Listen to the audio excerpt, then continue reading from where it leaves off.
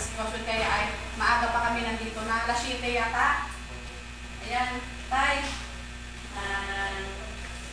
Pasalamatan mo yung panhay, yung upuan ka, yung nagbigay taga ibang bansa siya, taga USA. Si Silene Davis.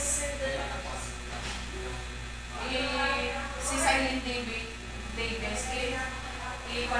I-share mo ako. Ayan, ito tayo. 1, 2,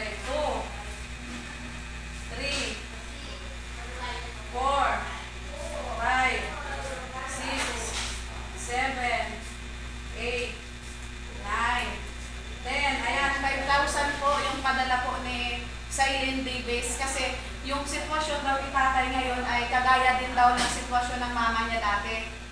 Kaya yan, nagpadala siya ng tulong. Guys, sa mga gusto pang tumulong kay tatay, paki-message nyo lang po ako ha.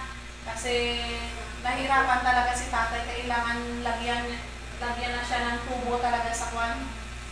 Sa ano yan? Yung pagkuha ng tubig sa baka. Pagkuha daw ng tubig sa baka. Yan, tingnan nyo naman na nahirapan si tatay talaga sa paghinga. Maraming salamat po, ma'am, sir. Itong tulong na ito, malaking bagay na po sa amin. Maraming salamat po. Tsaka kay Ma'am Silene Davis tayo.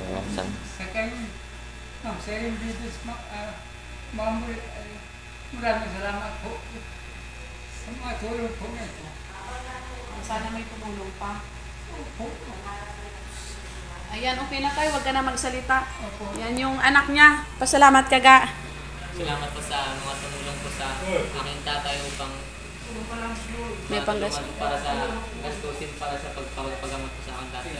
Salamat po sa mga nagbigay at magbibigay po sana. Ayan. Ayun po sa yung Davis po. Silene Davis. Silene Davis po. Thank you so much po sa pag-abot ng tulong po para kay Papa po. Ayan, thank you so much po, Ga Silene. Sana sa mga walang kakayanan po na tumulong po, subscribe lang po kayo o mag-share ng aking mga video o mag-follow ay malaking bagay na po yan para marami pa po tayong matulungan. Maraming salamat po ulit. Sana po may tutulong pa kasi malaki pa talaga yung kailangan nila kasi kita nyo naman yung sitwasyon ni tatay. Oh. Marami pa yata silang gastusin, di ba ga? May pera pa naman kayo. Ha? Pambili nila po mga reseta. Oo, yan. Mabuti lang kahit paano. Nakakain din kayo, tay? Ay, hindi ako pwedeng kumain kay kanina nakataas sa baso ng itim kaya ay hirap na po ako kay parang dito lang po. Ay, Diyos ko, Lord. Kat-chat ko naman siya, kinakamusta kita.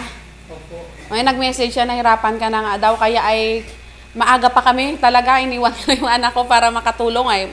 Siyempre, kahit papaano ay may nagpaabot naman ng tulong.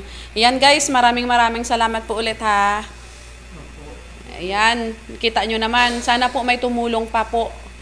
Sana lang po talaga ay kumakato kami sa inyong puso, sa mga mabubuting puso dyan na nakaluwag-luwag. Kahit maliit lang na halaga ay napakalaging bagay na po yan sa kanila. Maraming salamat po ulit.